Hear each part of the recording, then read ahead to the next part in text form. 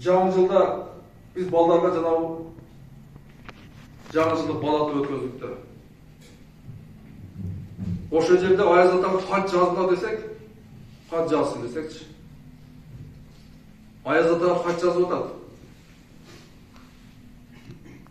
Бұл Қарасу районында, Чоңалай районында болды да. Bir kız хат жазып тұр. Аяз ата, жаңы жылға маған bir üstüme kiyetime bir kurtка алып берсеңіз.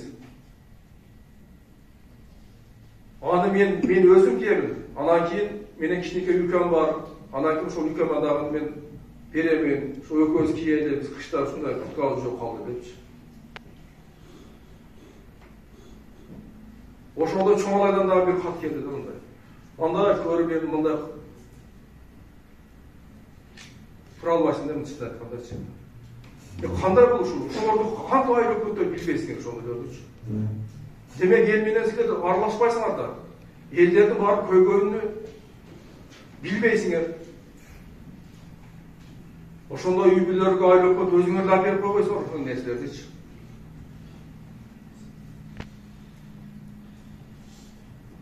Мен айтамын, ошол айыл өкмөт баштары эл менен байланышы жоктуктан ушундай адамдар калып кетип атат ошол. Кегеле туугандар, айттым го. Мурда биз башкача иштесек, азыр башка жол менен иштейт, азыр башка багыт менен иштейт.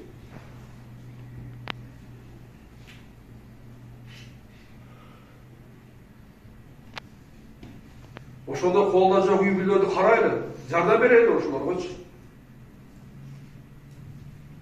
Эгерде силер жардам бере алсаңар, бизге кайрылгыла, акимчиликке кайрылгыла. Биз чечели анда, чече албасаңар ошол маселелерди. Бизге маалымат берип койгула ошондой маалыматтардан.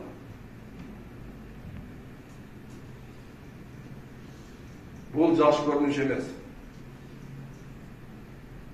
А биз жүрөбүз азыр кычырап, кээ бир айыл өкмөттөрдүн жиптерде жүрөсүңөр.